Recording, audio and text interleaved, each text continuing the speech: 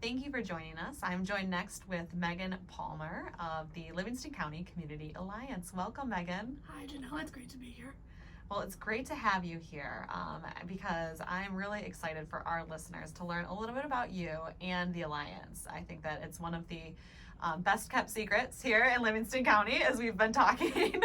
So I'm excited for you to share more information about it. But before we do that, I'd like you to share a little bit of information about yourself so our listeners know kind of who's behind all of this.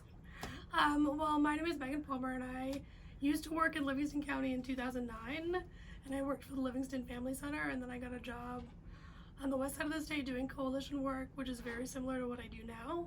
And when I found that there was an opening in Livingston County, I came back because I was really excited to work with this coalition again.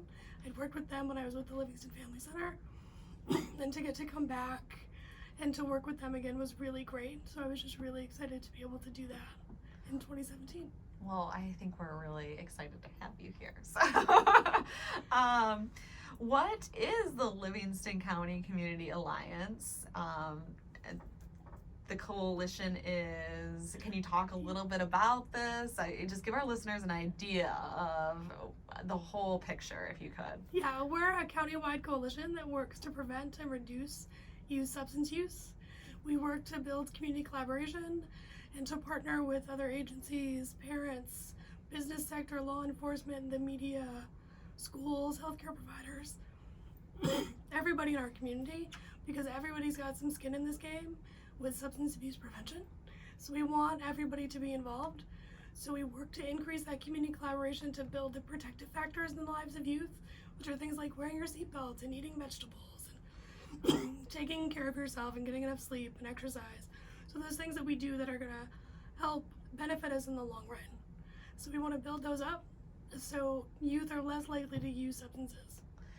So I might derail a little bit here.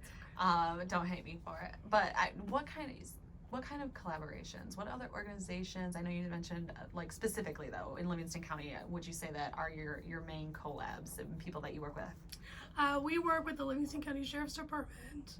We work with local parents. We work with St. Joseph Mercy Livingston. We work with Howell and Pinckney and Heartland school districts. We occasionally work with Brighton and Fowlerville as well.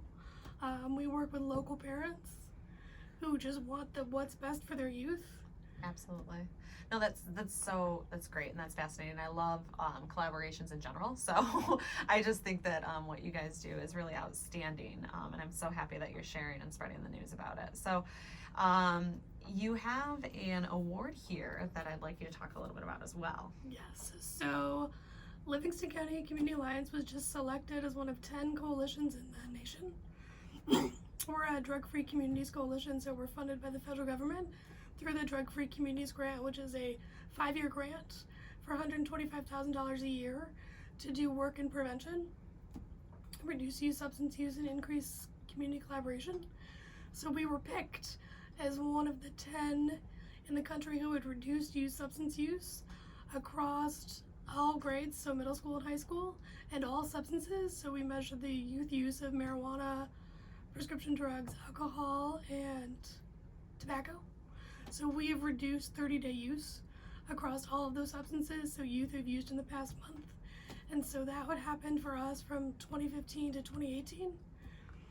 Oh my goodness, that's outstanding. Yeah. And just way to go. We were really excited.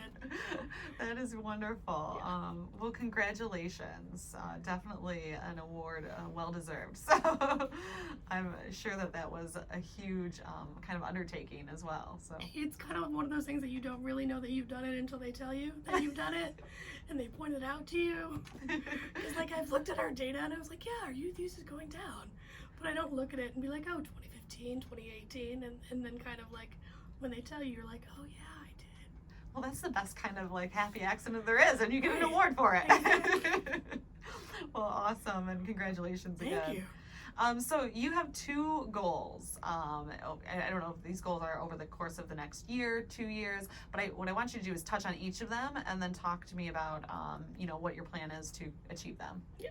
So our goals are really to increase community collaboration. So we talked about the sectors that we work with. We want to get more engagement from the faith community, from civic and volunteer clubs as well. We work with some now, but we'd like to expand it to more. Okay, that's good to know. Yeah.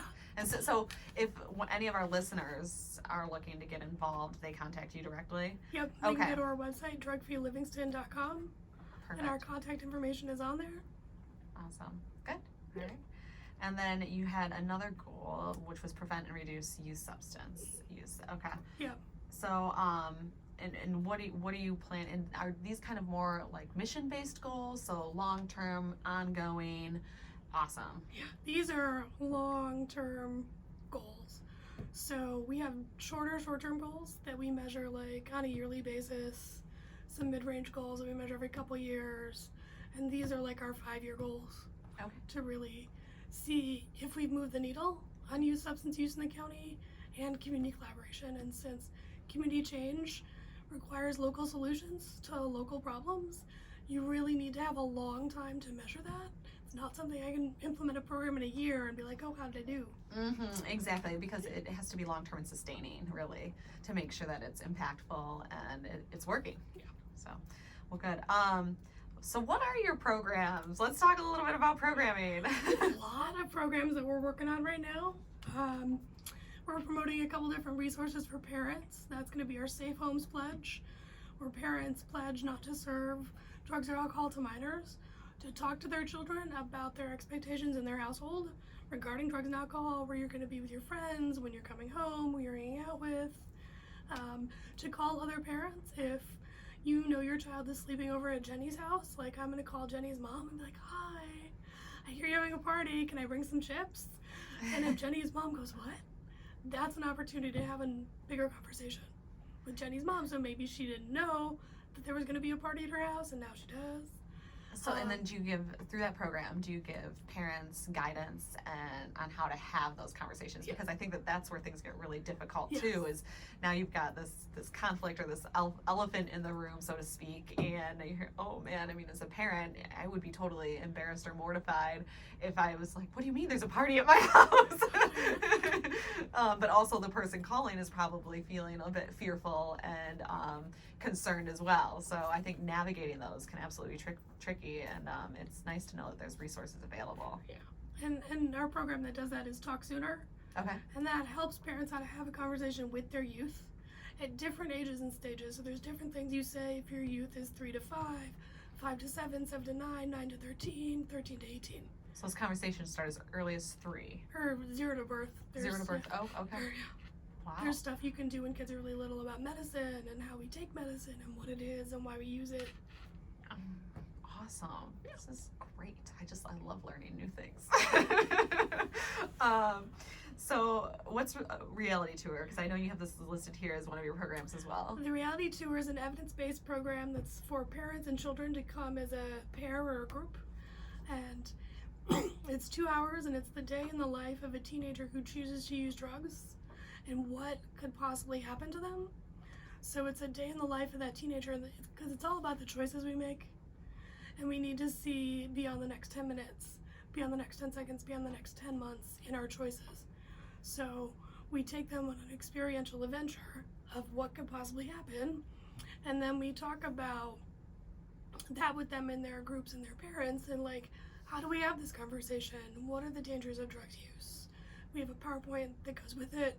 We talk about all of the drugs, and we really give parents and children an opportunity to have that conversation together, and open up a safe space to do it. That's awesome.